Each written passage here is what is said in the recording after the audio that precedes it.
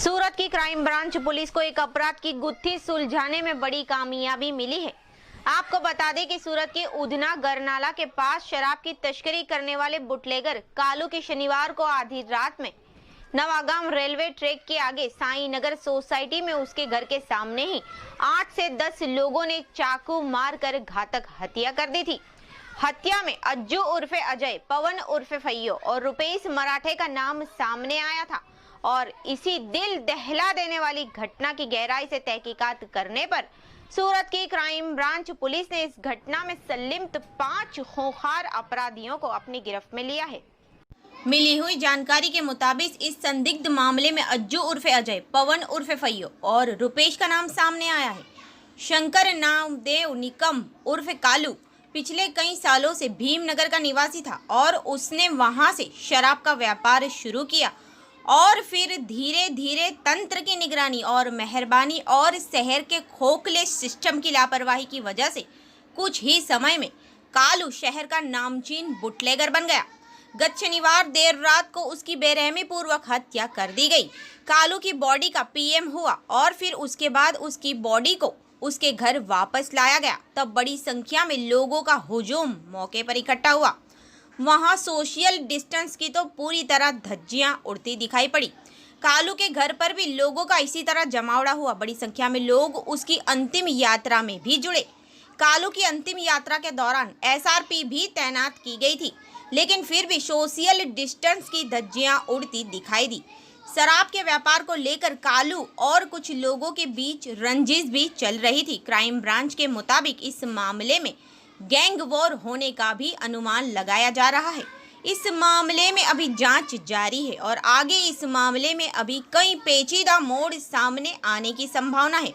इस gang war with murder की घटना की सूरत क्राइम ब्रांच ने गहराई से जांच पड़ताल शुरू की और गत रोज सूरत की क्राइम ब्रांच पुलिस ने काबिले तारीफ कामगिरी करके और गहराई से तफ्तीश कर इस मामले में संलिप्त 5 खूंखार अपराधियों को सूरत की क्राइम ब्रांच पुलिस ने गिरफ्तार कर सलाखों के पीछे पहुंचाया है। कालू की हत्या के गुनाह में संलिप्त गिरफ्तार हुए अपराधी किरण उर्फे माया उर्फे गटलिया, अशोक ठाकरे उम्र 20 साल, निवासी कर्मयोगी सोसाइटी 2 पांडेसरा, गुरमुख सिंह करीपाल सिंह सरदार उम्र 19 साल, निवासी कर्मयोगी सोसाइटी 2, सन्नी उर्फे किशन उर्फे सोनिया बापू पाटिल उम्र 19 साल, निवासी कर्मयोगी सोसाइटी 2, अक्षय रविंद्र पाटिल उम्र 19 साल, निवासी श्री राम नगर कर्मयोगी 2 और राकेश उर्फे राकिया दादा भाई भामरे उम्र 21 साल, निवासी पंचशील नगर 1 खटोदरा। इन 5 अपराधियों को सूरत की क्राइम ब्रांच पुलिस ने सूरत के पांडेसरा सोशियो सर्कल के समीप से खुफिया जानकारी के तहत अपनी हिरासत में लिया है और आगे की जांच सूरत क्राइम ब्रांच पुलिस ने शुरू की है। आगे इस घटना के जिम्मेदार और अपराधी अभी पुलिस पकड़ से बाहर है, जिसकी खोजबीन पुलिस द्वारा की जा रही है। रिपोर्ट बाय परवीन पठान, समाचार इंडिया न्यूज सूरत। क्या मामला है पूरा? 6 जून को रात्रि के समय में करीब 11:30 के करीब एक शंकर उर्फे कालू निकम नाम का जो व्यक्ति है, जो अपने काम से घर पर जब आ रहा था तो उसकी स्विफ्ट गाड़ी जैसे ही उसके घर के सामने पहुंची तो उसके पीछे करीब 10-11 लोगों ने आके घातक हथियार, जिसमें छुरा, चाकू और तलवार जैसे हथियारों के साथ उसके ऊपर हमला कर दिया था। इसकी वजह से वो गंभीर प्रकार से इजाग्रस्त हुआ था और उसको हॉस्पिटल ले जाया गया था और उसके बाद उसकी मृत्यु हुई थी। इस सिलसिले में डिंडोली पुलिस स्टेशन जो सूरत शहर में है उसके अंदर हत्या का गुना दाखिल किया गया था और यह एक गंभीर प्रकार का बनाव था। इस वजह से पुलिस कमिश्नर साहब की सूचना से अलग अलग टीमें कार्यरत थी। क्राइम ब्रांच ने इसी केस के अंदर कल 7 तारीख को 5 आरोपियों की गिरफ्तारी की है और अभी 6 आरोपी पकड़ना बाकी है। जो पकड़े गए आरोपी हैं उसकी पूछताछ के अंदर ये पता चला कि एक अज्जू उर्फे अजय नाम सिरसाट नाम का जो व्यक्ति है उसने इन लोगों को साथ में ले जाकर कालू की जो मृतक कालू है उसके ऊपर हमला किया था।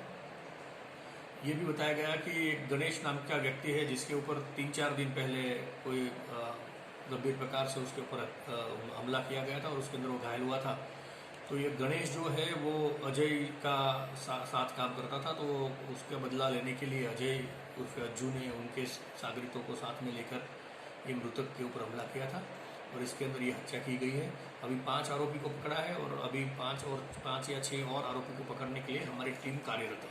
सर, ये सज्जू कौन है और सूरत में कहाँ रहता है और इससे पहले कितने घटना को अंजाम दे चुका है?